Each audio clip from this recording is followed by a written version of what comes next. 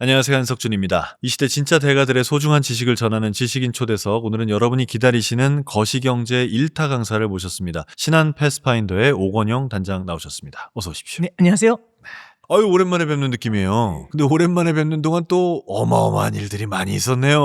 그렇죠. 요즘 같아서는 시장 보는 게 너무 좀 무서워요. 너무 빠르게 바뀌는 느낌이 있잖아요. 저희 같은 사람들이 마켓 볼 때 어려운 게 뭐냐면 기준이 바뀔 때예요. 어떻게 보면 2, 3년 전에는 1,400원이면 미친 환율이었잖아요. 지금은 꽤 낮아졌네 이러지 않을까요? 그리고 주식을 바라봐도 농담처럼 뭐라고 했냐면 코스피 5천 간다 하면 작년에 미쳤다고 했잖아요. 미쳤다고 했죠. 예, 그렇죠. 근데 지금 5천 간다고 하면 다 욕하지 않겠습니까? 폭락이라고 하겠죠. 이제. 그렇죠. 그러니까 우리가 5천이라는 숫자는 그대로 머물러 있지만 5천을 바라보는 우리의 시각은 바뀌어 있잖아요. 그래서 저는 뉴노멀이라는 단어 있잖아요. 이걸 요즘은 좀 많이 느끼게 됩니다. 진짜 뉴노멀이 돼버렸네요. 네, 그렇죠. 그렇게 느껴지는 것들 중에 하나가 뉴스로만 봤던 세상의 리더들, 세계 최고의 기업인들이 한국을 와요. 우리 지금 녹화하는 날도 지금 젠슨 황이 지금 와 있지 않습니까? 그렇죠. 이런 젠슨 황 같은 사람이 한국을 도대체 왜 오는 건지 너무 궁금하고, 뭘 하러 온 건가, 뭘 얻으러 온 건가, 이게 궁금한 거예요. 결국에는 저는 반도체라는 것도 되게 중요한 것 같고요. 그리고 또 하나는 엔비디아라는 기업이 갖고 있는 그들의 생태계를 갖다가 확장시킬 수 있는데 우리나라가 그런 아이템들을 좀 많이 갖고 있다. 그런 생각이 들어요. 그래서 기업들을 갖다 여러 군데를 방문을 하는데 그런 기업들이 다 테크하고 연관이 돼 있지 않습니까? 그래서 우리나라가 갖고 있는 테크 쪽에 있는 역량하고 지금의 시대상이 좀 맞아 있지 않나라는 생각을 좀 해요. 그러니까 젠슨 황이라는 사람이 넘어오는 거고 기록적인 반도체 수출을 통한 흑자가 나는 거고요. 올해 우리나라 수출이 8천억 달러, 9천억 달러 얘기 나오는데 작년에 6천억 달러, 7천억 달러 수출 기록했거든요. 우리가 느낌이 없지만 세계 6번째입니다. 엄청난 거 아닌가요? 그럼요. 네. 이 작은 나라에서. 근데 또 독특한 거는 그렇게 수출을 많이 하고 그렇게 달러를 많이 버는데 환율이 이상하게 높지 않나요? 무역 거래 같은 걸 통해서 달러를 벌면 달러의 공급이 늘어나니까 달러 가치가 떨어져야 되잖아요. 그렇죠. 근데 쉽게 안 내려오죠. 그러니까 과거에 책을 보면서 공부했었던 패턴들이 여러 가지가 워킹하지 않는 일들이 좀 벌어지는 것 같아요. 과거의 패턴들이 안 먹히는 이유들, 그게 과거와는 달리 정보의 비대칭이 사라진 것 같아요. 과거에는 대중들이 얻기 어려웠던 정보들이 이런 유튜브 채널 같은 걸 통해서 다들 알고 있지 않습니까? 그러면 과거의 그 패턴들이 바뀌지 않을까 싶습니다. 이런 케이스가 있었어요. 2023년인가요? 저희처럼 매크로마켓 보는 사람들한테 되게 중요한 시그널이 하나 있어요. 장단기 금리 차가 역전이 되면 경기 침체가 온다라는 말이 있습니다. 이게 우리나라 금리가 아니라 미국 금리를 얘기하는 건데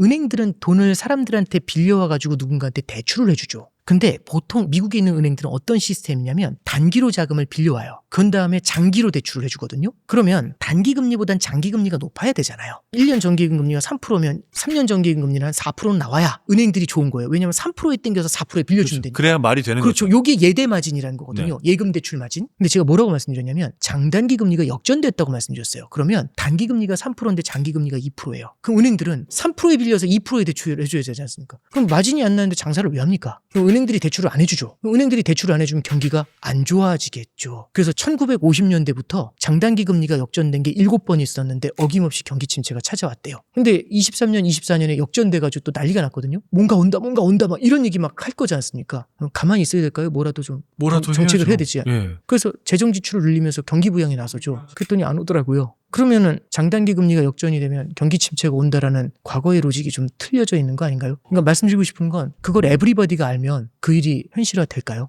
에브리바디가 알기 때문에 그걸 대책을 세울 수 있다. 네, 그렇겠죠. 왜냐하면 그걸 에브리버디가 안다면 그게 사람들의 심리를 자극할 수 있잖아요. 그러니까 그 장단기 금리 역전에만 해당하는 얘기가 아니라 모든 분야에서 예전엔 전문가만 알던 거를 일반인들이 많이 알고 있군요. 네, 그렇죠. 저도 투자자분들 만나보면 질문하시는 레벨이 5년 전하고 너무 달라요. 분야별로 저보다 더 뛰어나신 분들도 있고요. 그러니까 저는 매크로를 보는데 그분이 예를 들어서 저한테 이제 주식에 대해서 여쭤보세요. 그럼 이제 제가 갖고 있는 짧은 지식으로는 이분을 상대할 수가 없어요. 주식 전문가가 별도로 있어야 되지. 그러면은 전문가 입장에서는 상담을 해드려야 되는 분이 레벨업이 되면 저는 머물러 있어야 될까요? 아니면 점점 더 올라가야죠. 그러지 않겠습니까? 네. 그래서 정보의 비대칭이 줄어들게 되면서 정보의 발전이 더 빨라지는 것 같고 거기에 AI라는 거는 날개를 달아주는 케이스가 되지 않을까요? 요즘은 이제 무슨 세미나 같은 거 하잖아요. 제가 기억을 잘못해서 버벅거리고 있으면 바로 제미나이로 찾아서 먼저 얘기해 주시거든요. 그래서 요즘 저도 느끼는 게 무언가에 천착해 있다라는 게 되게 무서워지는 세상인 것 같아요. 주식시장은 사실 뭐 계속 아주 뜨거웠거든요. 근데 그거에 반해서 책 채권 금리는 아주 고공행진을 하고 있어서 네. 채권 시장은 좀 불안불안한 상태예요. 네, 그렇죠. 이거는 오래 갈까요? 지금 채권 금리가 올라가는 이유를 봐야 돼요. 그러니까 이 이유가 일시적인 거면 금방 해결이 되겠죠. 근데 이게 구조적인 거고 꽤 오래 갈 것 같으면 그럼 말씀하셨던 것처럼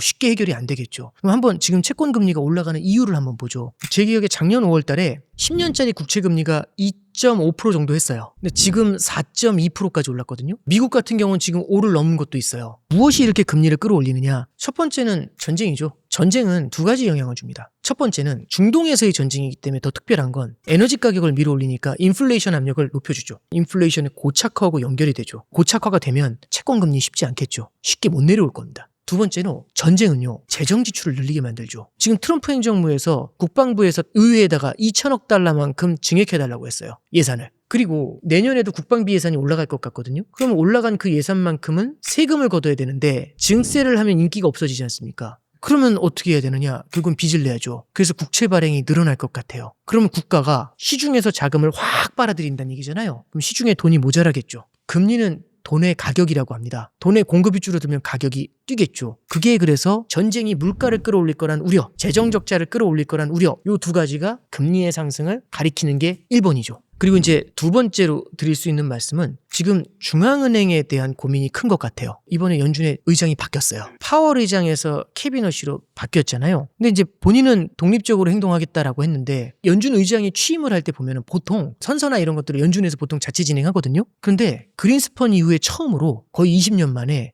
백악관에서 했어요. 30분 정도 연설이 있었는데 트럼프가 25분 했고 케빈 허시가 5분 했어요. 그래서 트럼프 대통령이 케빈 허시한테 얘기했거든요.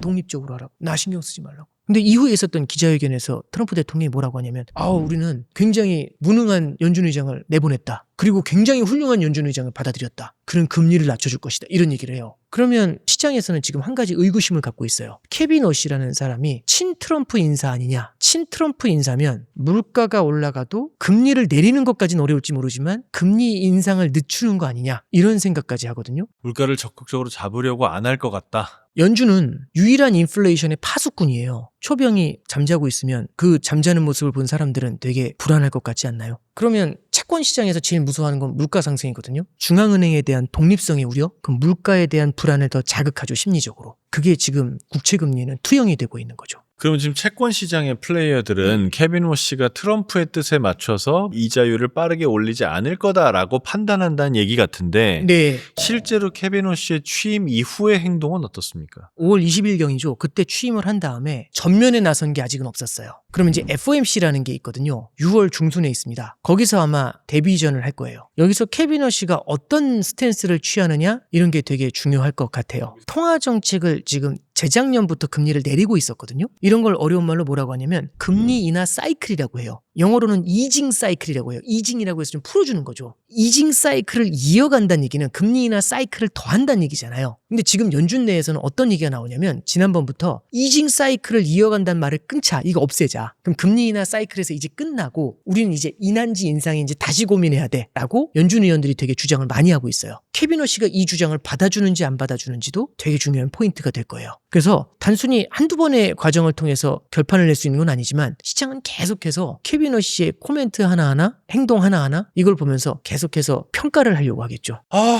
FOMC 한번 할 때마다 잠을 못 자겠네 정말. 그렇죠. 자, 예언 한번 하시죠. 6월 중순 FOMC 케빈 허시 어떻게 할 겁니까? 이제 저는요, 그렇게 말씀드릴게요. 당연히 6월 달에는 기준금리는 동결될 것 같은데요. 보다 중요한 거는 연말까지 움직임하고 내년까지의 모습이에요. 근데 지금 금융시장에서는요, 연말까지 금리 인하 못한다고 보고 있어요. 아무리 케빈 허시라고 해도. 오히려 연말까지 금리를 한 번은 올리지 않겠어? 라는 생각을 하고 있죠. 근데 여기서 변수가 하나 있어요. 전쟁이 중간에 끝나면 어떨까요? 그래서 유가가 지금보다 내려오면 그러면 케빈 허시한테 힘을 실어줄 수 있죠. 근데 예를 들어서 전쟁이 연말까지 가요. 그러면 케빈 허시 아니라 케빈 허시 할아버지가 와도 안 그렇죠. 됩니까?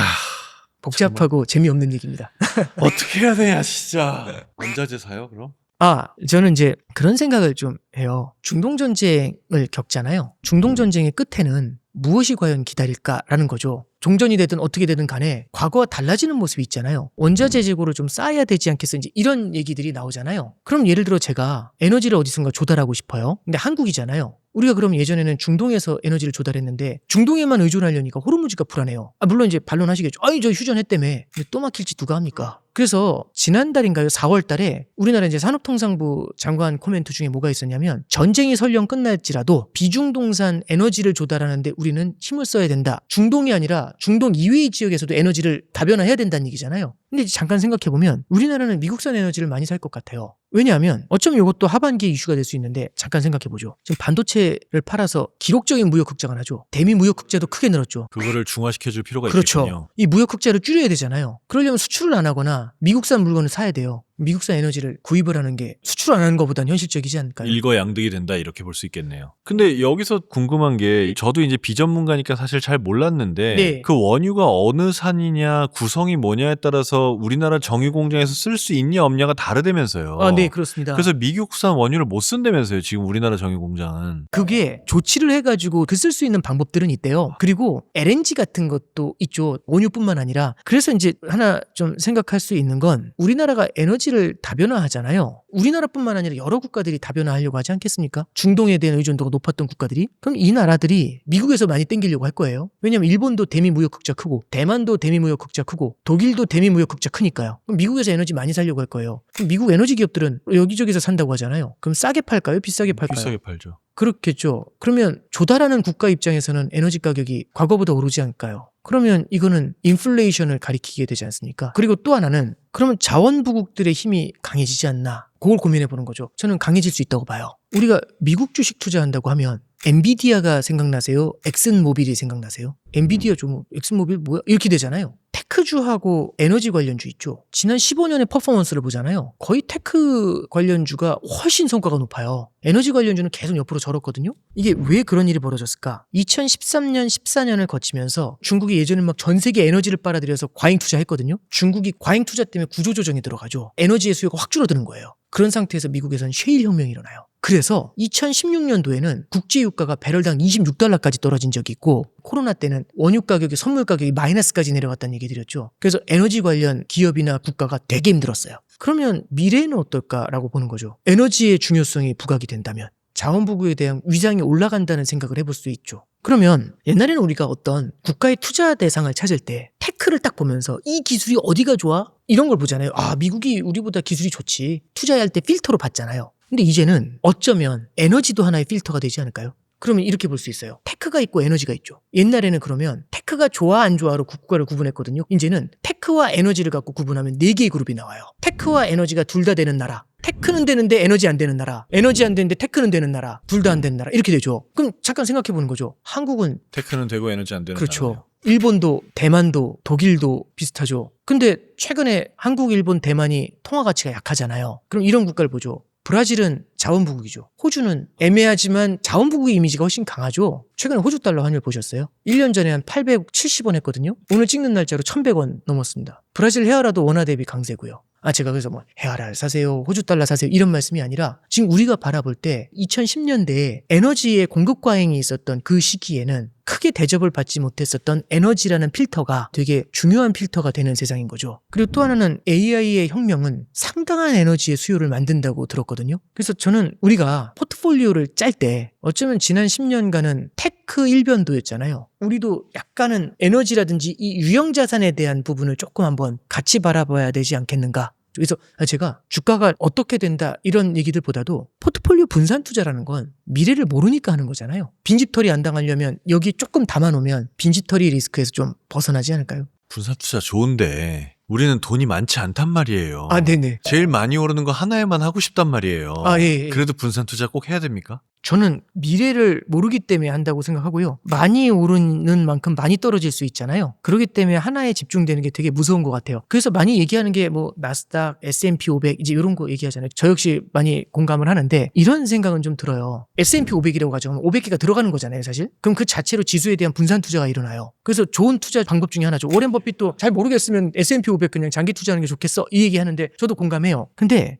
약간 이런 케이스가 있어요. 미국 S&P 500은 꾸준하게 장기적으로 성장하는 그런 자산이잖아요. 뭐 급등하는 자산이야. 이 느낌은 사실 크진 않죠. 그럼 이제 S&P 500만으로는 부족한 게 그런 것들은 핵심 투자에 놓으실 필요가 있는 것 같고 저는 위성 투자라는 것도 같이 고민했으면 좋겠어요. 위성 투자요? 예, 이게 핵심 투자는 안정적으로 꾸준하게 오르는 그런 자산이 이제 핵심 투자. 그리고 이제 좀 변동성 높고 한 것들은 좀 위성 투자 이렇게 해라. 핵심 투자는 좀 비중 크게, 위성 투자는 적은 비중으로 뭐 이렇게 나눠라 이렇게 나오는데 제가 처음 그거 공부할 때 이해가 안 된 게 그럼 핵심에 다 넣으면 되잖아요. 일단 외우긴 했어요. 근데 받아들이진 못했는데 요즘은 느껴요. 왜냐면 핵심만으로는 안 되더라고요. 위성이 있어야 되는 게 잠깐 보시죠. S&P 500이 꾸준히 오르지만 코스피가 빵 뛰잖아요. 근데 제가 위성이 없어요. 코스피를 담아놓질 않았어요. 아예 빈집털이죠. 빵 뛰면 뭐가 오냐면 포모가 오죠. 그러면 어떤 생각이 드냐면 옮겨가고 싶어요. 핵심과 위성이라는 건 어쩌면 포트폴리오에 있어서 빈집털이를 막아주는 가장 좋은 방법 중에 하나인 것 같아요. 일부가 담겨져 있으면 아쉽더라도 그걸 우리가 바라볼 수 있고 그 움직임을 보면서 우리가 리밸런싱이 되잖아요. 조금씩 비중을 조절하거나. 근데 그게 아예 없으면 나중에 포모가 와요. 그럼 나중에 확 따라가지 않을까요? 그럼 또 옆이 올라가는 또 놀라운 체험을 하지 않겠습니까? 그래서 저는 우리가 긴 호흡에서 투자를 할 때는 핵심 투자라는 거하고 위성 투자라는 거를 같이 고민하실 필요가 있는 것 같고요. 제가 뭐 앞서서 에너지에 대한 얘기를 해드린 것들도 있고 그죠? 그런 것들이 만약에 불안한데 좀 이상한데 이러시면 그런 것들이 위성 중에 하나 이런 것들로 고민해 볼 필요가 있죠. 그리고 앞서 이제 그 질문 하셨잖아요. 금액이 크지도 않은데 뭘 분산 투자냐? 여러 ETF나 여러 자산들에 대해서 친해지는 건 필요한 것 같아요. 중고차 먼저 타보고 나중에 우리 포르쉐 타시죠. 그래서 중고차 타고 여러 번 긁혀봐야죠. 아니 1,000만 원 있을 때 한번 연습해봐야 10억 나중에 100억도 버실 수 있지 않습니까? 그때 제대로 하지 않을까요? 100억부터 갑자기 포르쉐부터 첫 운전하시면 한번 긁으면 되게 마음이 아플 것 같은데요. 그러지 않겠습니까?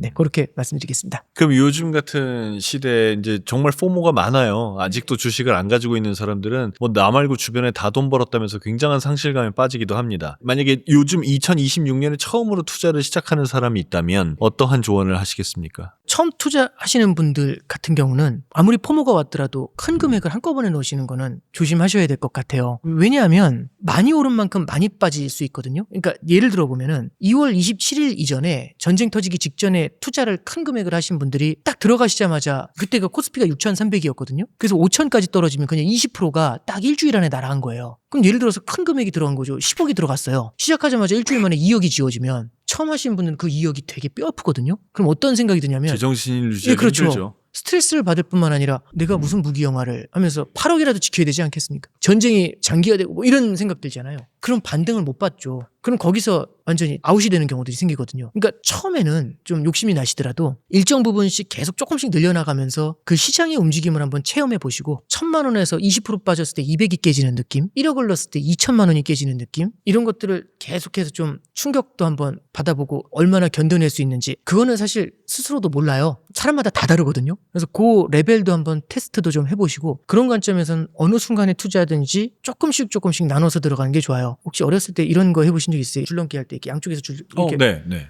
거기에 10명이 이제 들어와요. 한 번에 10명이 들어오면 보통 다 걸리지 않나요? 한 명씩 들어와야 되지 않겠습니까? 그래서 제가 돈이 10명이 있으면 하나씩 이렇게 던져야 예쁘게 돌지 않을까요? 10명이 한꺼번에 들어. 그럼 연습 많이 해야 되지 않겠습니까? 10명이? 그런 생각을 해봅니다. 저는 이제 90년대 후반, 2000년대 초반을 살아온 사람이니까 네네. 그때 진짜 우리나라 인터넷이 진짜 엄청나게 좋아지기도 했고 그거에 따라서 생산성이 올라간 것도 사실이에요. 그때 생산성이 올라가게 하기 위해서 인터넷망이라든지 이 기타 등등한 IT 관련된 인프라를 과도하게 투자한 것도 맞습니다. 과정에서 버블이 생겼고 네. 버블을 등에 업은 IT 기업들도 있었고 그중에 몇몇은 뻥 터졌고 몇몇은 잘 살아남아있고 잘 살아남아있는 게 다음 카카오, 네이버 이런 것들이고요. 네, 그렇죠. 그럼 지금 AI를 볼 때 AI도 일단 설비 투자가 과하게 들어가고 있는 중이에요. 데이터 센터도 그 중에 하나고. 그럼 이게 과연 잘 남을까요? 여기서 만약에 못 남으면 과잉 투자한 것들이 전부 부채, 빚으로 돌아오는 거잖아요. 일단 이 세상에 누구도 AI가 바꿔놓을 미래의 그림을 정확하게 예측할 수는 없다라고 생각해요. 다만 긴 호흡에서는 저는 당위성 같아요. 그렇게 바뀌어야 전 세계 경제에 큰 희망이 생겨요. 왜 그러냐면 미국이 지금 빚더미에 앉아있거든요. 근데 미국만 빚더미 있는 게 아니라 일본도 영국도 독일도 전 세계가 지금 빚더미에 앉아있어요. 특히 선진국들도. 그리고 신흥국들도 만만치 않거든요. 그럼 전부 다 부채에 지금 신음하고 있는 거잖아요. 근데 지금 물가도 올라가고 금리도 올라간답니다. 그러면 너무 힘들지 않을까요? 그 빚이 이자내다가 끝나잖아요. 그래서 이제 다들 물어보시는 게 아니 미국 경제도 이런 식으로 가면 결국엔 끝장나지 않겠냐, 이런 질문들을 되게 많이 받곤 해요. 근데 저는 그 중에 하나의 솔루션이 AI라고 생각합니다. 생각하는데 왜 그러냐면 첫째는 빚이 많으면 무조건 망하느냐? 저는 아니라고 봐요.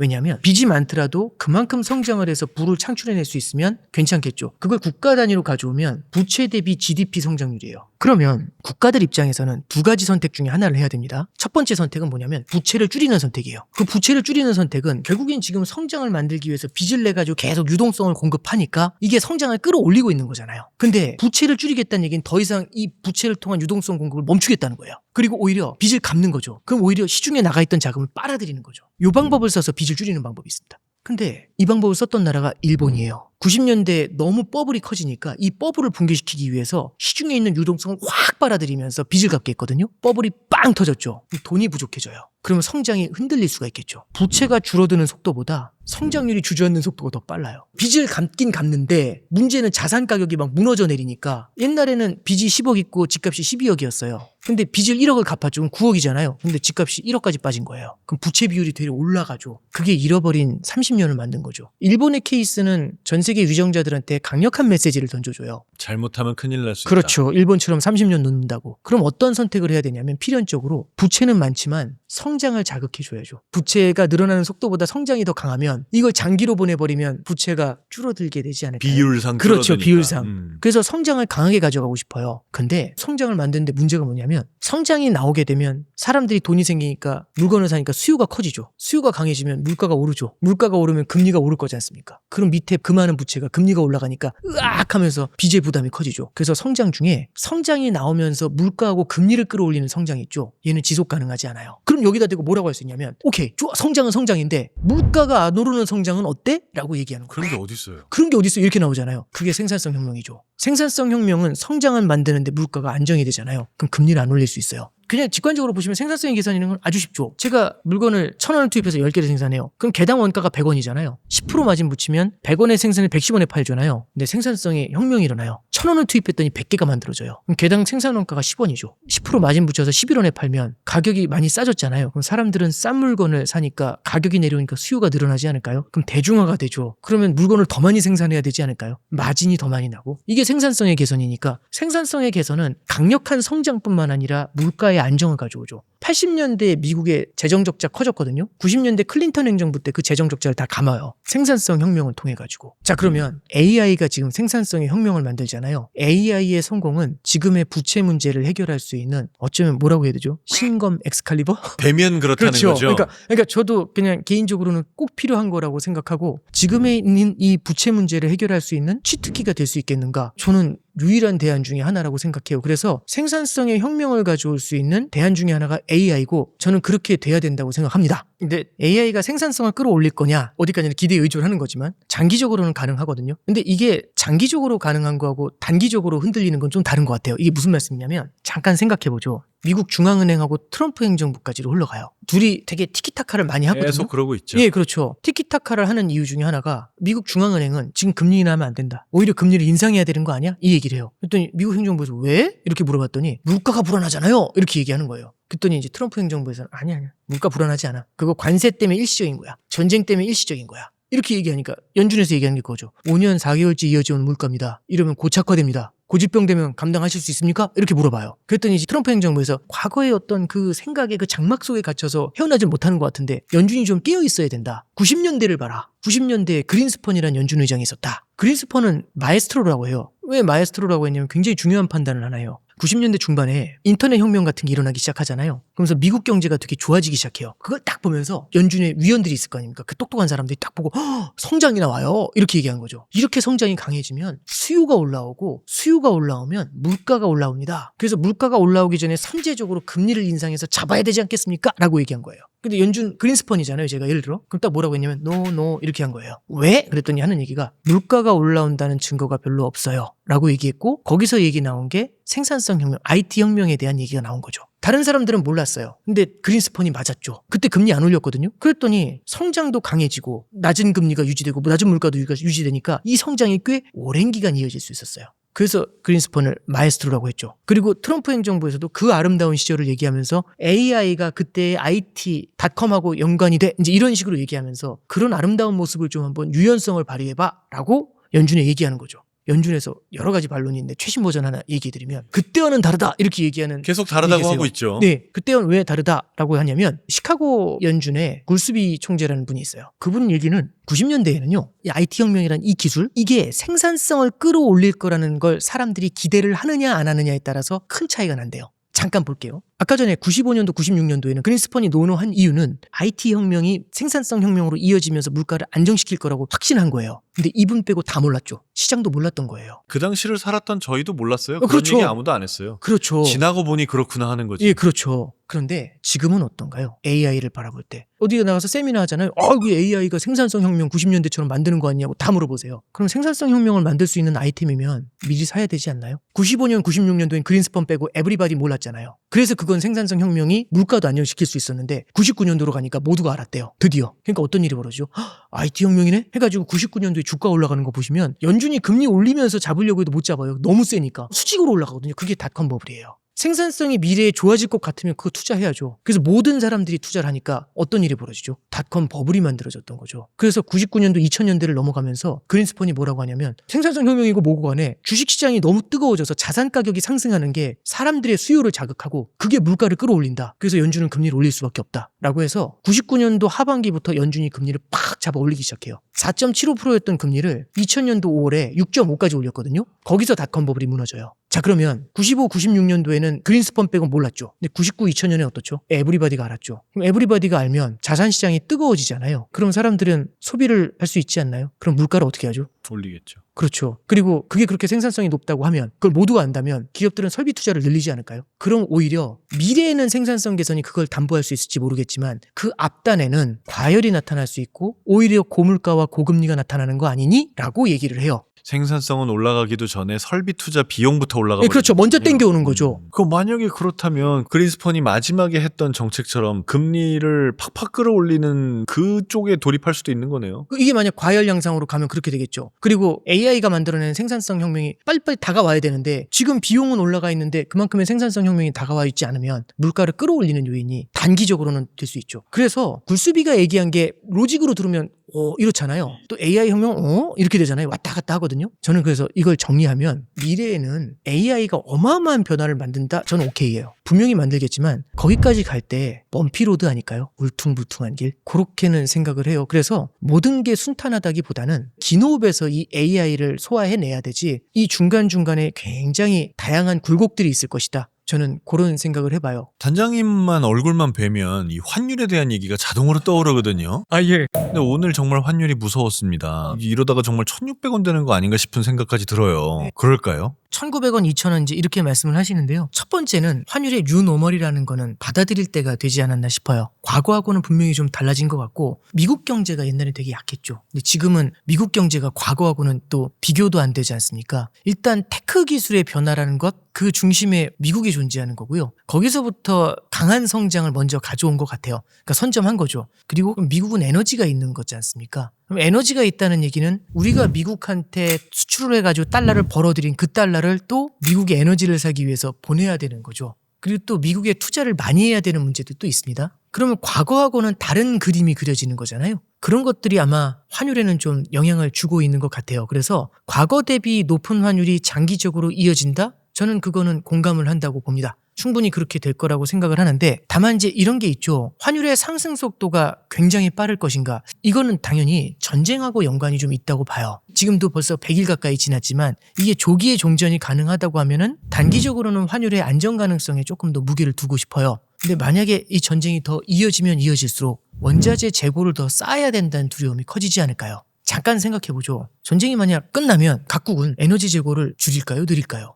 저는 늘릴 것 같아요. 일단 너무 많이 썼잖아요. 예, 그렇죠. 채워야죠. 채우는 것도 있어야 되고 또 언제 또 이런 일이 벌어질지 모르니까 에너지 재고를 더 늘리려고 하지 않을까요? 근데 이제 이런 거죠. 여기가 이제 회의를 하는 겁니다. 같이 이제 늘려야지 동의했어요. 그럼 그 다음 질문이 얼마나 늘릴까요? 이거잖아요. 근데 제가 로직을 말씀드려볼게요. 지난번 전쟁 보니까 최근에 4개월 갔잖아요. 4개월치는 해놔야 되겠지 않겠습니까? 그러면 리즈너블 이렇게 되잖아요. 근데 전쟁 1년 가면 1년치를 비축해야 된다. 되게 유치한 얘기처럼 들리겠지만 전쟁에 대한 디펜던시가 그 자체로 공급이 되지 않는다는 문제도 있지만 공급 이후에도 재고에 대한 자극을 할 때도 영향을 줄 수는 있다고 봐요. 그래서 중동 전쟁이 결국에는 에너지가 없는 수출 국가들한테 굉장히 큰 부담을 주죠. 최근에 보면 한국, 일본, 대만 그리고 아시아 국가들의 특히 신흥국들의 통화 가치가 좀 많이 약한 편이거든요. 그래서 우리가 이런 것들을 좀 같이 바라볼 필요는 있는 것 같습니다. 그러면 이 과거와는 환율이 오른 이유나 양상이 다르다는 말씀도 하셨는데 그건 어떤 측면인가요? 이게 이제 최근에 보면은 이제 1,500원 넘으니까 많은 분들이 이제 2008년도 금융위기를 얘기하시지만 2008년도 9월 15일 날 리먼이 파산을 했고요. 금융위기 한복판에 들어온 거는 2009년 3월이었던 것 같아요. 그때 원달러 환율이 1,598원, 그러니까 1,600원 목전까지 올라갔었어요.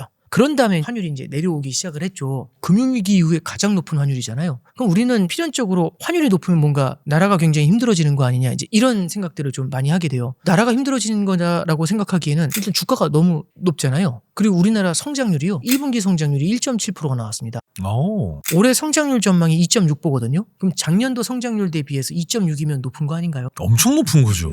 근데 2.6이라는 성장률도 제가 봤을 때는 전쟁이 일찍 끝나주고 실물 경제가 돌아서면서 반도체 수출이 더 늘어나주면 더 넘어가지 않을까 싶은데요. 와, 그럼 진짜 어마어마하네요. 그럼 이제 우리가 환율이 오르면 나라가 망한다 이런 생각들이 되게 강했는데 지금은 그런 분위기는 좀 아니죠. 그러면은 환율이 올라가는 이유가 뭘까? 몇 가지 관점에서 한번 생각을 해보면 첫 번째는 해외 투자도 있는 것 같아요. 예전에는 안 하던 해외 투자를 우리나라 사람들이 많이 하고 있잖아요. 개인들의 해외 투자도 존재하지만 국가 차원의 해외 투자도 있죠. 물론 아직은 집행이 되지 않았지만 장기적으로는 우리나라도 트럼프 행정부에 요청하고 딱 맞물려가지고 조선의 1,500억 달러 그다음에 2,000억 달러만큼은 또 별도의 투자로 진행이 될 거예요. 그럼 이런 것들도 장기적으로는 해외 투자를 늘리는 요인이 되고 기업들도 해외 투자를 많이 늘리려고 하지 않습니까? 그 대표적인 케이스가 우리나라에서 보면 삼성전자도 그렇고 현대차도 그렇고 미국 현지에 공장들을 세우려고 하죠. 그리고 미국 현지에 공장을 세우는 거는 관세 분쟁하고도 맞물려 있어요. 트럼프가 맨날 막 그렇게 위협을 하다가도 맨 끝에 미국에 공장 세우면 다 무관세인 거 알지? 뭐 이런 식으로 얘기를 하지 않습니까? 그런 것들은 기본적으로 해외 투자를 늘리기 위한 달러에 대한 수요 증가, 과거하고는 좀 다른 모습을 만들어내는 것 같아요. 그럼 금융위기 때하고 뭐가 다르냐? 금융위기 때는 외국인들이 도망가는 환율이 상승했어요. 외국인들이 도망가니까 우리나라에 있는 자산을 다 팔고 그러면 우리나라 주식, 채권, 부동산을 다 팔잖아요. 주가 떨어지고 채권 가격 떨어지면서 금리가 치솟고 부동산 무너지죠. 그런 상태에서 다 받은 원화를 한꺼번에 팔고 달러를 사서 나갔어요. 이런 걸 자본 유출이라고 하죠. 이렇게 도망간 외국인들은 돌아올지 안 돌아올지 몰라요. 근데 지금 우리나라 사람들이 해외 투자를 하잖아요. 해외 투자라면 자본 유출하고는 다른 게 돌아오죠. 나중에 원금도 돌아올 거고 중간중간에 번 것도 돌아오고. 이자하고 배당으로 돌아오겠죠. 만약에 우리가 해외 투자를 나이스하게 했습니다. 예를 들어서 미국의 에너지 시설에 투자했어요. 그래서 에너지가 들어와주면 좋은 거 아닌가요? 좋은 거죠. 예. 우리가 해외 투자가 늘어나는 거기 때문에 환율이 뛴다라고 말씀드렸죠. 이거를 자본 유출 때문에 나라가 망하는 환율 상승하고 지금을 단순 비교하기는 좀 어려운 것 같아요. 그렇다고 우리가 너무 안심할 수만은 없는 것 같아요. 왜 그러냐면 환율이 뛰는 걸 보면서 이것도 너무 좌시하지 않습니까? 이거 과거하고 다르니까 안심해도 돼. 외환시장에는 자기실현적 예언이라는 게 있습니다. 뭐냐면 환율이 오를 것 같으니까 오르는 거거든요. 그리고 더 오르니까 더 사고 싶어지는 마음. 달러가 계속 오를 것 같아요. 그럼 지금 사야 될까요? 나중에 사야 될까요? 지금 사야죠. 그럼 미래의 수요가 한꺼번에 지금으로 땡겨오지 않을까요? 그럼 환율이 이렇게 가야 되기 이렇게 올라가게 되죠. 이거는 해외 투자로도 설명이 안 되는 부분도 생기고 계속 환율이 오른다는 얘기는 우리나라에 들어와 있는 외국인들도 나중에는 부담을 느낄 수 있죠. 그럼 자본 유출의 가능성을 높일 수도 있지 않겠습니까? 그래서 우리나라 외환 당국에서도 과거보다 높은 환율, 옛날에 우리는 뭐 1,150원, 60원이 안정된 환율이라고 했잖아요. 그것보다 높은 환율이 일정 수준 용인이 되는 모습이 있지만 그 올라가는 속도가 너무 가팔라지는 데 대해서는 분명히 경계감을 보이고는 있습니다. 정리 한번 해드리면 과거의 자본 유출로 인해서 금융위기 때나 외환위기 때 환율에 상승하는 모습하고는 사뭇 다르다. 그렇다고 계속 올라가는 걸 좌시하는 건 더욱 조심해야 된다. 이런 고환율 시대에 어떤 자산에 투자하는 게 좋은가요? 환율 자체가 높지만 미래에 더 높아질 수도 있고 그렇잖아요. 앞으로는 우리가 포트폴리오를 할 때 통화 분산이라는 걸 써야 되는 것 같아요. 뭐냐면 우리가 주식 채권 나눠 사야지라는 것도 있고 해외 주식이랑 뭐 성장주 가치주 나눠야지 이런 것들도 가능하죠. 그런 건 자산 분산이나 지역 분산에 해당이 돼요. 근데 통화 분산은 우리가 다 원화로만 투자하는 게 아니라 달러 자산도 좀 가지고 있을 필요가 있겠죠. 이런 것들이 환율이 뛰었을 때의 리스크를 조금씩은 해지해주는 그런 효과는 분명히 있는 것 같아요. 일반적으로 많이 바라보는 통화가 결국에는 달러지 않습니까? 그래서 달러 자산에 대한 고민은 충분히 필요한 것 같아요. 있어요. 그런데 단기로 환율이 내려갈 수 있잖아요. 근데 저는 환율을 바라볼 때 기노업으로 볼 필요가 있어요. 기노업으로 본다는 거는 환율이라는 게 올랐다가도 내리고 내려갔다가도 오르고 막 그러지 않습니까? 중장기적으로는요. 어떤 특정 국가의 장기적인 그 힘을 반영하기도 해요. 그러면 10년 후, 20년 후에 우리나라의 힘이 더 강할지 미국의 힘이 더 강할지 알 수가 없지 않습니까? 지금 대비해서. 만약 우리나라의 힘이 더 강하면 환율이 내려갈 수 있겠지만 미국의 힘이 더 강하면 환율이 상승할 수도 있겠죠. 그러면 장기적인 관점에서 환율을 상승에 만약 생각한다면 그 가능성이 20%다. 그럼 내 포트폴리오의 20%만큼이 달러 자산이 들어와 주면 되겠죠. 달러 캐시를 가지시라는 게 아니라 달러 주식, 달러로 사는 채권, 달러로 사는 보험이 될 수도 있고 달러로 사는 금이 될 수 있겠죠. 이런 자산들을 좀 폭넓게 가지고 있는 게 필요할 것 같고요. 우리 포트폴리오를 운영할 때 방금 전에 말씀드렸던 통화분산에 대한 관점을 꼭 기억하시는 게 필수일 것 같습니다. 항상 하나만 알려달라고 말씀드리면 꼭 분산하라고 얘기를 하시네요. 근데 참 큰돈 관점에서는 그게 맞는 것 같으면서도 뭐 그러자니 또 불안하고 그렇습니다. 예, 그렇습니다. 근데 하나에 또 몰아넣으면 또 그것도 불안하죠. 그럼 달러는요? 원래 달러가 항상 가장 최고의 안전자산이다 이런 말 했지 않습니까? 앞으로도 그럴까요? 안전자산의 정의를 어떻게 내리는지에 따라 다른데요. 저는 만약에 극단의 위기가 왔을 때 가장 세게 뛰는 자산이 뭐냐. 왜냐하면 이제 안전자산, 정기예금 아니야. 이것도 안전자산이잖아요. 이런 말이 가능할지 모르겠는데 정기예금은 약간 소극적인 안전자산이죠. 주식시장이 오르든 떨어지든 경기가 좋든 안 좋든 그냥 가만히 있잖아요. 근데 달러는 굉장히 큰 위기가 왔을 때 뛰어오를 수 있지 않습니까? 이렇게 생각하면 될 것 같아요. 달러는 현금이잖아요. 궁극의 위기가 찾아오면 현금에 대한 수요가 생기죠. 그래야 빚을 갚을 수 있잖아요. 근데 궁극의 위기가 찾아오면 원화도 현금이고 달러도 현금이잖아요. 근데 원화보다 달러의 가치가 훨씬 뛰는 거죠. 그게 환율의 상승하니까요. 근데 잠깐 그럼 그 이유를 생각해보면 전 세계적으로 달러가 많이 풀려있죠. 전 세계적인 기축통화니까. 사람들은 대출을 받을 때 글로벌 투자자들은 원화로 대출을 받을까 달러로 대출을 받을까? 당연히 달러로 받죠. 전 세계적으로 달러가 풀려 있어요. 그리고 하나 더 2010년대에 달러 끝났다 이런 얘기 되게 많이 나왔어요. 왜냐하면 미국이 양적 완화라는 걸 하면서 달러를 엄청 퍼부었거든요. 그럼 달러의 공급이 엄청 늘었으니까 달러 가치가 떨어져야 되잖아요. 그래서 달러 끝났다 이런 얘기 되게 많이 했어요. 근데 코로나 사태가 딱 터졌거든요. 달러가 엄청 강해져요. 달러 값이 싸지면 사람들은 달러가 계속 약해질 것 같잖아요. 그럼 사람들은 대출을 달러로 받고 싶겠죠. 1달러에 1,500원을 하는데 제가 1달러를 빌렸어요. 환전을 해요. 1,500원으로. 그래서 1,500원을 갖고 뭐 투자를 했어요. 왜 1달러를 빌렸냐면 달러가 약해질 것 같아서. 1년이 지났더니 500원이 된 거예요. 그럼 저는 1,500원으로 환전했잖아요. 그 쓰고 있는데 이제는 1달러를 갚으면 되는데 1달러가 500원인 거예요. 원금이 줄잖아요. 너무 좋지 않나요? 이자도 줄잖아요. 환율이 내려가니까. 달러가 약세 기조를 보이면 달러 대출이 폭증을 해요. 달러 대출에 대한 수요가. 그래서 달러를 풀었을 때 어마어마하게 달러가 많이 깔려요. 근데 화폐가 참 독특해요. 사람들이 많이 쓰면 쓸수록 그 화폐의 가치가 올라가요. 우리가 상품권 받을 때고 캐시 받을 때 다르죠, 느낌이. 상품권은 거기서밖에 못 쓰잖아요. 캐시는 어떻죠? 다 쓸 수 있죠. 그렇죠. 널리 쓰이면 쓰일수록 통화의 힘은 늘어나거든요. 코로나 같은 게 딱 터지죠. 그럼 전 세계가 경제 성장이 멈추잖아요. 그럼 미국에 있는 금융기관들은 불안하니까 대출 갚으라고 하겠죠. 회수를 하는군요. 근데 회수를 갚으려면 달러로 갚아야 되죠. 갚으려면 달러를 사야 그 많은 대출자들이 와, 그러네. 달러 값이 폭등을 하는 거죠. 그러면 전 세계가 무너질 때 달러 대출을 갚아야 되니까 달러 수요가 확 늘지 않습니까? 2020년도에 그래서 오른 거군요. 예. 근데 이제 중간에 조금 뭐 경기 안 좋아지는데 달러가 약한데 뭐 굴욕 아니야? 이렇게 보시는 것보다는 극단의 위기, 그럴 때 한번 바라보시는 게 어떤가 싶습니다. 그럼 어떻게 뭐 유로나 엔화나 분산하지 말고 달러로 올인할까요? 안전자산의 컨셉으로 보신다면 달러가 맞죠. 아, 또 어려운 얘기 시작했어. 쉽게 좀 여쭤봤더니.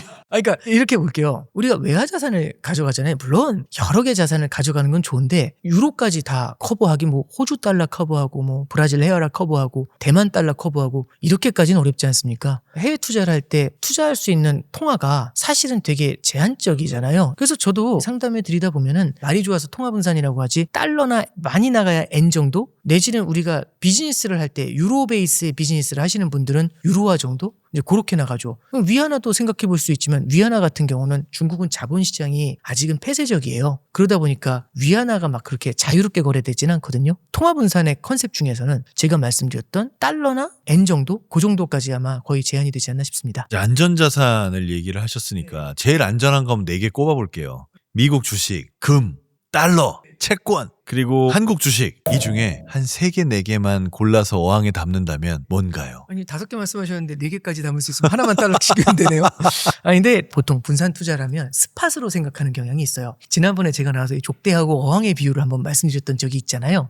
그때 당시에 포인트는 족대를 들고 쫓아다니면 물고기 못 잡는다. 그렇게 빠른데 어떻게 잡냐? 지금은 옛날보다 물고기가 훨씬 빨라졌다. 주식시장의 정보의 흐름이 빠르다. 이 논리였거든요. 그래서 족대 들지 말고 어항을 놔둬라. 아무리 빠른 물고기도 어항엔 들어온다. 그래서 좋은 길목에다 이 어항을 두자 이건데, 여기서 조금만 더 나아가면요, 이 어항을 둘 때도 우리가 꼭 동시에 볼 거야 이렇게 생각하면 안 돼요. 1년 후에 동시에 쫙 해가지고 이게 아니라 어떤 때는요 자산군별로 다르게 움직일 때가 있어요. 예를 들어서 물가가 높은 시기가 찾아와요. 물가가 너무 높다 보니까 원자재나 금이나 이런 게 각광을 받을 수 있겠죠. 근데 채권은 되게 힘들어져요. 물가가 높을 때는 금리가 올라가면서 채권이 깨지게 돼 있거든요. 왜 누가 그 낮은 금리에 채권을 사겠습니까? 계속 금리가 올라갈 텐데. 그러면 지금은 물가 높을 때니까 채권하면 안 돼. 이게 아니라 이럴 땐 채권을 조금씩 담아가야죠. 채권을 그럼 왜 사는데 깨질 것 같은데 조금 담아놓으면 나중에 무슨 일이 벌어지냐면, 우리가 잠깐 돌아보면은 성장이 너무 강해지잖아요. 그럼 주식시장도 좋고 그래요. 근데 성장이 너무 강해져서 수요가 늘어나서 물가가 뛰잖아요. 문제가 높아진 금리와 높아진 물가는 성장을 짓눌러요.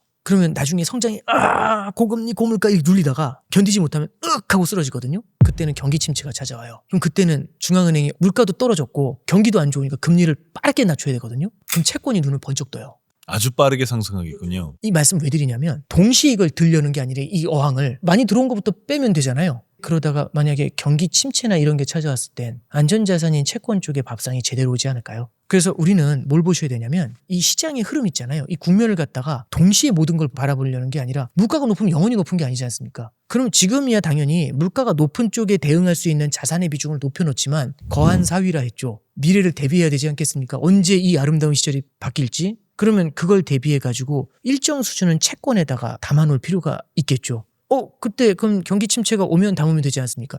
이게 뭐하고 비슷하냐면, 코스피가 오르기 시작하면 담으면 되지 않습니까? 이거 되게 비슷해요. 못 담더라고요. 이렇게 뛰는데 어떻게 담아요? 경기 침체가 오잖아요. 금리가 떨어지는 속도가 되게 빠를 수 있어요. 경기가 잘 나갈 때 금리를 낮추는 속도는 조절하면서 하지만 경기가 안 좋을 때 금리를 푸는 속도는 굉장히 빠르다는 말씀이시죠? 예, 그렇죠. 이게 채권 같은 경우는 보험하고 되게 비슷한 것 같아요. 보험 가입하면 에브리데이 얼마나 올랐나 떨어졌나 안 보잖아요. 그러니까 좀 아깝다는 생각도 좀 하잖아요, 어떤 때는. 근데 언제 보험이 엄청난 수익률을 내냐면 사고 났을 때죠. 그게 경기 침체지 않습니까? 그럼 경기 침체가 언제 옵니까? 모르죠. 근데 흥미로운 건 너무 좋잖아요. 그럼 너무 좋은 게 물가를 올리고 금리를 올리고 과도하게 좋았던 걸 누르면서 어떤 때는 되게 부지부식간에 훅 찾아와요.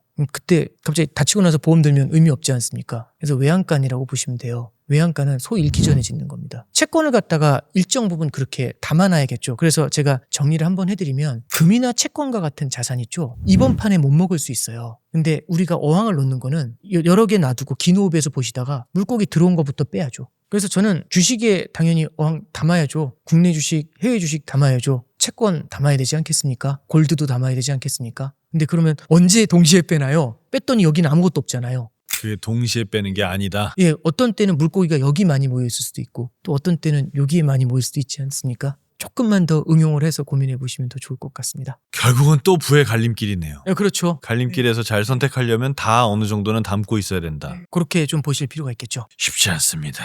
이제 우리 촬영하는 날이 벌써 6월이고 이제 2026년이 하반기로 넘어갑니다. 2026년 하반기에 우리나라 거시경제에서 봐야 될 주요 이슈들은 뭐가 있을까요? 하반기를 바라볼 때 항상 중요한 거는 상반기의 흐름이 이어지느냐, 이것도 되게 중요한 것 같아요. 올해 상반기에 가장 핵심적이었던 이슈는 전쟁 아니었을까요? 금융시장이 참 드라마틱하게 움직였습니다. 그러면 이란 전쟁을 바라보는 관점은 두 가지여야 될 것 같아요. 첫 번째는 이 전쟁이 끝나지 않고 지속됐었을 때 하반기까지, 그럼 사람들은 어떤 반응을 보이게 될까, 이겁니다. 잠깐 생각해보죠. 지금 에너지 재고를 많이 풀었거든요. 미국도 에너지 재고가 많이 줄어들어 있어요. 이런 상태에서 이게 연장전을 가잖아요. 그럼 에너지 가격에 주는 변동성도 높아질 수가 있고요. 이런 것들이 우리한테 스트레스 요인으로 작용을 할 수는 있어요. 벌써 스트레스 받아요. 그렇기 때문에 트럼프 행정부에서도 이거를 어떻게든지 빠르게 해결하고 싶은 의지를 보여주고 있는 거죠. 그래서 휴전에 대한 기대는 저도 항상 가져봅니다. 그래서 이 전쟁이 하루빨리 끝나야 된다, 이 생각이 1번이고요. 두 번째 관점은 뭐냐면, 전쟁이 끝나면 전쟁 이전의 시기로 돌아갈 수 있다라는 생각을 되게 많이 하는 것 같아요. 근데 저는 하나 생각을 하는 게, 과연 전쟁 이전과 이후가 같을까? 라는 생각을 좀 해보게 되거든요. 첫 번째는 기름값이 어떻게 될까요? 전쟁 끝나면 기름값이 내려올 수 있지만 전쟁 이전으로 돌아갈 수 있느냐? 60달러였던 기름값이 120달러까지 올라갔거든요. 그게 지금 95달러 왔다 갔다 해요. 근데 전쟁 끝나면 내려갈 수 있다고 보는데 60달러까지 내려갈 수 있을까? 그러면 기존의 에너지 가격으로 돌아가지 못한다는 얘기는 사실상 물가가 올라간다는 얘기가 되지 않나요? 지금 에너지 전문가들 코멘트를 봐도 과거 그 레벨로 돌아오려면 시간이 꽤 오래 걸릴 것 같다라는 얘기들이 있는데, 저도 상당 부분 거기에는 공감을 좀 좀 하고 있습니다. 자, 그래서 제가 이제 하반기에 꼭 봐야 될 거 이슈 첫 번째로 상반기부터 이어져 왔었던 전쟁에 대한 관점, 요걸 하나 먼저 말씀을 좀 드렸고요. 그리고 이제 두 번째 말씀드려야 될 거는 아마 하반기에는 인플레이션에 대한 얘기가 조금 더 많이 회자가 될 것 같아요. 이 인플레이션에 대한 얘기가 근데 물가가 올라요 이게 아니라 인플레이션의 고착화에 대한 얘기가 좀 나올 것 같아요. 지금 인플레이션이 안정된다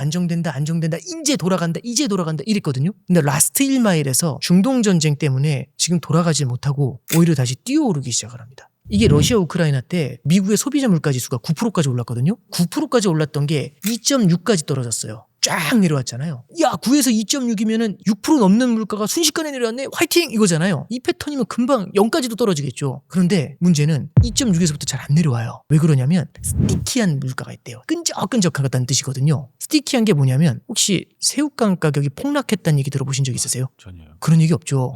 짜장면 값이 폭락했습니다. 돈가스 가격 급등 이런 얘기는 별로 없잖아요. 그러니까 이제 말씀드리고 싶은 건 물가 중에서 끈적끈적해서 잘 안 내려오는 게 있어요. 그놈들이 맨 끝에 엑기스를 만들거든요. 그 라스트 1마일이에요. 그 라스트 1마일에서 확 밀어버려야지 이 물가가 2로 돌아올 수 있거든요. 그러니까 마지막 1마일에서 열심히 뛰어야 되잖아요. 근데 이제 야 거의 다 됐으니까 이제 좀 금리도 내려주고 좀 풀어줘. 지금 그러고 있는 거잖아요. 예, 그렇죠. 그러다가 중동 사태가 터진 겁니다. 그랬더니 2.6이었던 물가가 3.5까지 올라와요. 그 순간 사람들은 무슨 생각을 할까요? 아, 오래 가겠네. 이런 걸 뭐라고 하냐면 인플레이션 고착화라고 합니다. 고착화가 되잖아요. 고질병이거든요. 치료도 힘들지만 문제는 치료했더라도 되게 쉽게 재발을 해요. 이 정도 물가 뛰는 게 정상이야라고 사람들이 생각하는데. 네, 그렇죠. 그래서 이 중동 전쟁이 오래 가면 안 된다, 빨리 끝났으면 좋겠다고 기원을 하는 이유가 이게 연장전을 끌게 되면은 인플레이션 고착화의 문제가 생겨날 수 있어요. 그러면 물가와의 전쟁이 꽤 오래 갑니다. 사람들의 마음속에 들어오거든요. 물가가 올라갈 거라는 두려움. 그래서 저는 그걸 좀 바라봐야 될 것 같고, 물가가 올라갈 거라는 기대가 생기면 사람들은 기대를 더 충족시키기 위해서 움직이거든요. 그러니까 예를 들어 볼게요. 재고에 대한 얘기를 좀 해보면 재고는 쌓는 게 좋은가요? 안 쌓는 게 좋은가요? 최소 재고를 유지해야지 재고 관리비가 안 들잖아요. 저도 재고 관리 같은 거 배울 때 최소 재고를 유지하고 필요할 때마다 언제든지 조달할 수 있는 네트워크를 확보해 이렇게 배웠거든요. 그게 제일 잘 되면 좋죠. 그렇죠. 정답이죠. 그런데 이번에 이제 중동 사태 딱 터진 다음에 얼마 안 돼서 A 국가는 원유 재고가 8개월치래요. B 국가는 원유 재고가 5개월치 있대요. C 국가는 원유 재고가 2개월치 있대요. 그러면 A, B, C 국가 누가 가장 힘들까요? 2개월이 힘들겠죠. 그렇죠. 근데 우리는 앞에 얘기했지 않습니까? 재고는 적은 게 좋다고. 그러니까 공급망이 흔들린다는 건 재고를 바라보는 시각이 바뀌어야 되지 않을까요? 그래서 지금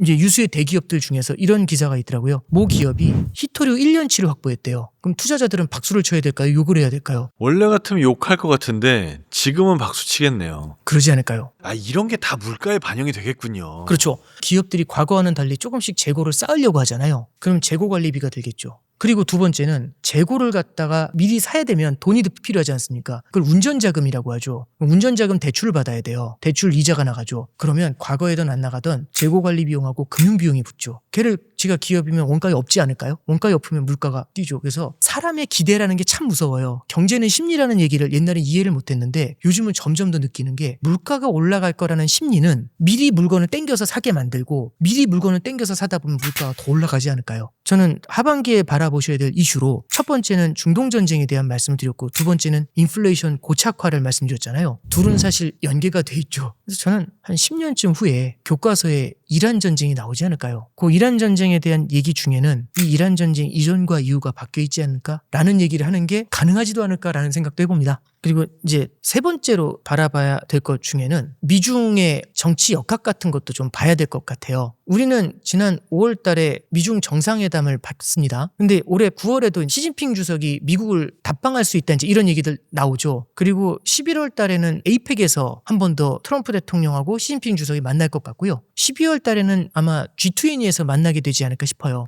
요거하고 또 묘하게 맞물려 있는 게 11월 달에 미국의 중간 선거입니다. 이 사람들의 민심이라는 건 결국에는 먹고 사는 거하고 되게 많이 연동돼 있지 않겠습니까? 근데 바이든 대통령 집권기에 미국 경제 성장률이 나쁘지 않았어요. 미국 주식 계속 올랐잖아요. 근데 왜 바뀌었을까? 물가 때문에 그랬거든요. 트럼프 대통령이 사실 그걸 파고들었었어요. 근데 지금은 어떻죠? 지금도 물가가 더 올랐죠. 그러면 트럼프 대통령에 대한 지지율이 이 중간 선거에서 어느 정도 나오게 될까? 굉장히 불안불안하지 않습니까? 그럼 미중 간의 협의도 그 사이에선 되게 중요할 수 있겠죠. 예를 들어서 대표적으로 뭘 상상할 수 있냐면 이란과의 전쟁을 종식시킬 때 중국의 지원 사격이 있으면 좋지 않을까요? 두 번째는 미국이 중국한테 부과하고 있는 고율의 관세 있죠. 이걸 좀 조정할 수 있으면 어떨까요? 관세가 만약 낮아지게 되면 그러면은 약간 물가에도 영향을 줄 수 있지 않을까 이런 생각도 해볼 수 있겠죠. 그래서 저는 미중 정상회담과 미국의 중간선거 요게 일단 세 번째로 중요하게 좀 생각이 됩니다. 그리고 이제 마지막 하나만 더 말씀을 드리면 AI하고 관련이 좀 있는 것 같아요. 우린 또 반도체가 워낙 뜨겁다 보니까 AI의 밝은 미래에 대해서 많은 이제 생각들을 하고 있지 않습니까? 근데 또 반도체가 또 너무 많이 오르다 보니까 주변에서 요즘 얘기하는 게 AI가 그만큼 성장해 줄까? 이런 얘기들도 있고 AI에 대한 투자가 계속해서 이어질 수 있을까? 이런 질문들도 같이 있는 것 같아요. 그러면 사실 지난 상반기를 돌아보면 전쟁으로 인한 충격이 큼에도 불구하고 글로벌 금융시장을 뜨겁게 달궈주면서 글로벌 금융시장을 하드캐리한 게 빅테크 기업들이 AI 관련으로 해서 데이터 센터 설비 투자를 크게 늘려준 게 크거든요. 하반기에 이게 이어질 수 있을까라는 궁금증이 아마 들어오게 되겠죠. 그래서 이렇게 4개로 한번 말씀드려봤습니다. 저희가 보통은 어떤 실패를 하셨고 그 실패에서 무엇을 배웠냐 이런 거 많이 여쭤보거든요. 오늘날에 이렇게 대단한 오건영이 되기까지 어떠한 실패들이 있었나요? 일단 제가 전혀 대단하지 않고요. 저는 좀 그런 생각을 해요. 실패라는 건 정말 많이 하는 것 같아요. 실패의 정의가 뭔지는 잘 모르겠지만 마켓을 볼 때 실수하는 거 되게 많죠. 왜냐하면 계속 어떤 생각을 하는데 계속 바꿔나가겠죠. 제가 사실은 세상이 변해갈 때 기존의 흐름이 이어질 거라는 생각을 할 때가 있어요. 제가 크게 실수했던 때가 요거는 유튜브에도 다 남아 있어서 다 아마 기억을 하실 텐데 개인적으로 되게 부끄러워요. 21년도예요. 그때 당시에는요. 금융위기가 2008년이었는데 2008년부터 2020년까지 전 세계 성장이 되게 약했어요. 그래서 전 세계 일본된다고 했고 물가는 올라올 수 없다. 그래서 금리는 낮아질 수밖에 없다. 이랬거든요. 10여 년의 기간 동안에도 잠깐 금리가 고개를 든 적이 있어요. 물가와 금리가. 근데 성장이 워낙에 약하니까 물가하고 금리가 고개를 들자마자 그 성장이 못 견디고 으악 하면서 다시 주저앉았어요. 금리 올라온다 물가 올라온다 했다가 주저앉고 올라온다 주저앉고 올라온다고 주저앉았거든요. 근데 21년도에 올라오는 거예요. 그걸 보면서 제가 그 12년 동안의 패턴을 보면서 요거 내려온다. 이번에 물가 상승은 일시적이다. 이랬거든요. 근데 그걸 저만 한 게 아니라 연준도 그렇게 얘기를 했어요. 왜냐하면 사람은 자기가 살아왔던 과거로부터 자유로울 수가 없잖아요. 12년, 13년 동안 해왔던 패턴이 이어질 거라고 생각하지 않습니까? 2, 4, 6, 8 다음에 뭐 나올 것 같으세요? 10, 그 다음에 12, 그 다음에 14 하면 사람들의 목소리가 커져요. 왜냐면 패턴이 나오니까. 그럼 16 한 다음에 18 한 다음에 그 다음 뭐죠 하면 다 20 부를 거 아니에요. 근데 갑자기 21이 나오면 에브리바디가 틀리는 거 아닙니까? 그래서 저는 그 패턴을 보면서 크게 실수를 했었죠. 저는 개인적으로 장점이 없는 사람이지만 그건 있는 것 같아요. 그러니까 깨지면 왜 깨졌는지를 좀 받아들이는 건 있는 것 같아요. 그래서 굉장히 복귀를 좀 열심히 했었던 것 같아요. 그러면서 이제 그 뒤에는 뷰를 조금 다르게 가져갔죠. 앞서 말씀드렸던 뉴노멀에 대한 얘기나 인플레이션 고착화에 대한 스토리텔링 이런 것들을 좀 고민을 하기 시작을 했었어요. 저는 실수를 되게 많이 했었어요. 그런 것들이 실패라고 하면 맞겠죠. 근데 그걸 받아들이고 복귀를 하는 게 되게 중요한 것 같아요. 복귀를 해야 다음에 비슷한 일이 벌어졌을 때 기시감이 와요. 제가 왜 틀렸는지 그 느낌이 있잖아요. 이게 틀리나? 이런 생각도 되게 많이 하거든요. 그리고 그 많은 여러 가지 실수들을 보면서 20년 동안 실수했지 않습니까? 느끼는 거는 세상은 계속 바뀐다. 정해져 있는 건 없다. 그리고 영원한 건 없다. 그럼 또 아나운서님 되게 싫어하시는 얘기로 흘러가거든요. 미래는 모르는 거니까 나눠야죠. 그렇게 되더라고요. 저도 옛날에 처음 공부 시작할 때는 되게 똑똑한 줄 알았어요. 아니 되게 부끄러운 말씀인데 근데 금융위기도 겪어봤죠. 유럽 재정위기도 겪어봤죠. 관세전쟁도 겪어봤고 코로나 사태도 겪었고 러시아 우크라이나도 만났고요. 작년에 관세로 흔들려 봤고 이란 중동전쟁도 겪어봤잖아요. 그거 다 예측할 수 있나요? 그래서 나누는 거죠. 그 얘기가 기억이 나요. 이제 처음에 운전면허 따고 나서 도로주행 배우잖아요. 근데 도로주행 하셨던 분이 택시 운전을 30년 하셨대요. 당신은 30년 운전했는데 이제 운전하는 게 점점 더 무섭대요. 무슨 소리야 그랬거든요. 30년간 얼마나 많은 사고를 보셨을까요? 그리고 그 사고들 중에는 어쩌면 당신이 컨트롤할 수 없는 사고도 있지 않았을까요? 내 능력으로 커버가 안 되는 게 분명히 아무리 운전을 잘해도 그러지 않았을까요? 그런 걸 보니까 아마 그분이 그런 말씀 하시지 않겠습니까? 저도 20년 넘게 마켓 보면서 하도 많은 사고를 보니까 사람이 요만해져 있지 않나요?